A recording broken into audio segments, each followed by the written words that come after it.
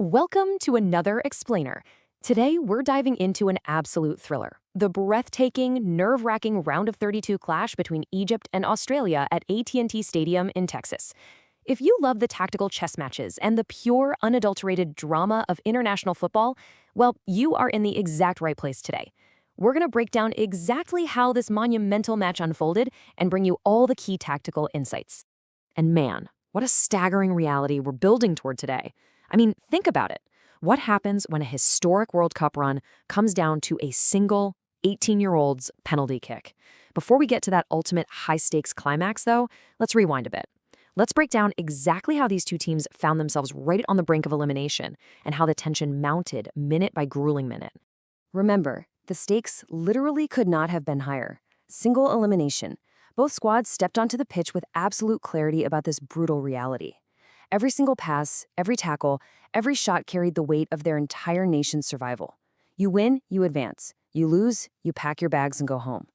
Okay, let's get right into Act 1, a high-stakes knockout clash.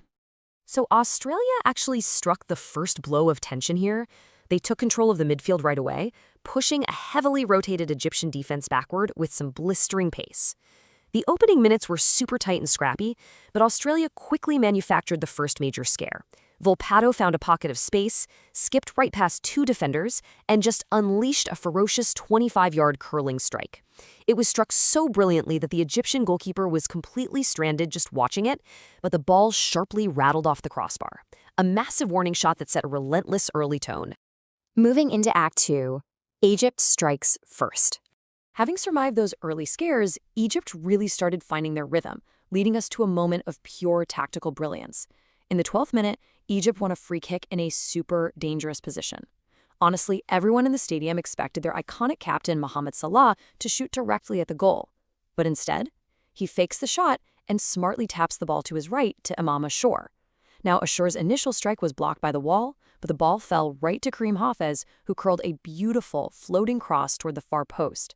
And because the Australian defense was completely scrambling from Salah's initial misdirection, they totally lost track of Ashour. He was just standing there in absolute acres of space, rose up and planted a calm downward header to give Egypt a crucial 1-0 lead. Tactical perfection. All right, Act 3, Australia's chaotic equalizer. As we move into the second half, the narrative shifts entirely from calculated tactics to pure, unrelenting survival. 9 seconds, just 9 seconds into the restart, Omar Marmoush capitalized on a defensive lapse straight out of the gate, got ahead of the defender, but rushed his low shot and sent it just inches wide. He missed a golden one-on-one opportunity to double Egypt's lead, and this massive let-off, literally just 9 seconds in, breathed entirely new life into the Australian squad. That survival buoyed the Socceroos to seriously raise their intensity. They started pressing forward aggressively, searching for that equalizer, winning fouls in really dangerous crossing positions. The pressure was mounting so much that, as the reports vividly described it, the Egyptian penalty box became a scene of absolute chaos. You could just feel in the air that something had to give. And in the 55th minute, that chaos resulted in absolute disaster for Egypt. Aidan O'Neill swung a dangerous curling delivery directly into the crowded box. Mohamed Hani, who, by the way, had bravely returned to the pitch after being knocked out cold earlier in the half, desperately tried to beat the towering 6'7" Australian defender Harry Souttar to the ball. But Hani's intervention went horribly wrong. The ball skimmed off his head, completely altered its trajectory, and flew straight into the top right-hand corner of his own net. The goalkeeper was rooted to the spot. Just like that, an unfortunate own goal tragically leveled the score at 1-1. Which brings us to Act 4, tensions and extra time. The final stages of the match transformed into an agonizing battle of physical attrition. The sheer physical toll was escalating so rapidly here. As the clock ticked down, the massive pitch and the high stakes just made everything heavier. In the 82nd minute, Harry Souttar launched his massive frame into the air for a header and violently flattened Egyptian defender Rami Rabia on the way down. This triggered a furious confrontation.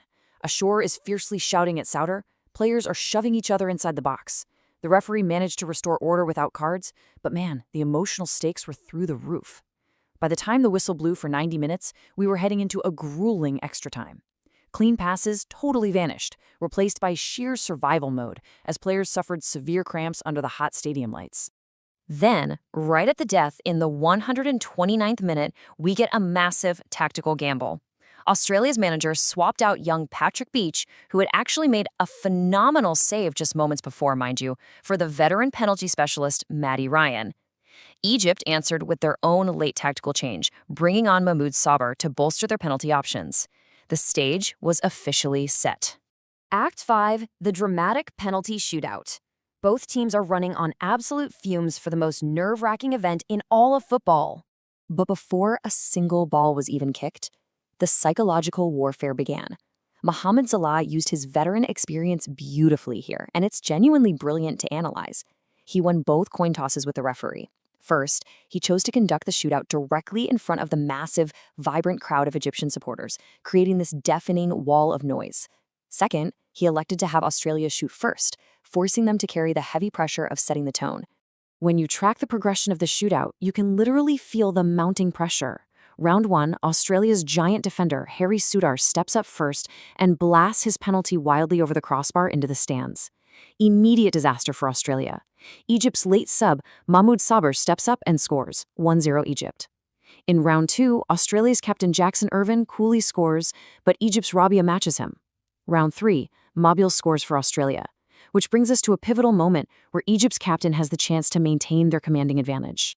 And this is where we see true greatness. The stadium fell dead silent as the Egyptian king stood over the ball. Under immense pressure, Salah runs up and executes a remarkably brave, high-velocity power panenka right down the middle of the goal. It was an incredibly gutsy move that completely fooled Matty Ryan, who had already dived out of the way. This was a massive psychological blow that put Egypt ahead 3-2 and sent the crowd into an absolute frenzy. That left Australia's tournament hopes hanging by a thread. And the immense burden of the fourth round fell on young Lucas Harrington, just 18 years old. He walked toward the spot, carrying the weight of his entire country on his shoulders. He aimed for the top right corner and struck the ball beautifully, but it crashed heavily against the crossbar and bounced away. The heartbreak was just palpable. Which leads us to the aftermath. Hassam Abdelmajid, completely unfazed by the stakes, stepped up and confidently whipped his penalty into the bottom left corner to seal a 4-2 victory for Egypt.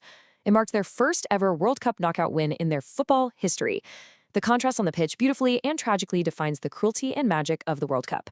You have Egyptian players sprinting across the pitch, turning the stadium into a wild sea of red celebration. Meanwhile, the Australian players just drop to their knees in sheer heartbreak, devastated after fighting so valiantly for over 2 hours. And that brings us to the ultimate question. After surviving all that chaos, displaying such tactical intelligence on that first goal, showing immense grit through 120 grueling minutes, and ice-cold composure in the shootout, just how far can this historic Egyptian team go in the 2026 World Cup?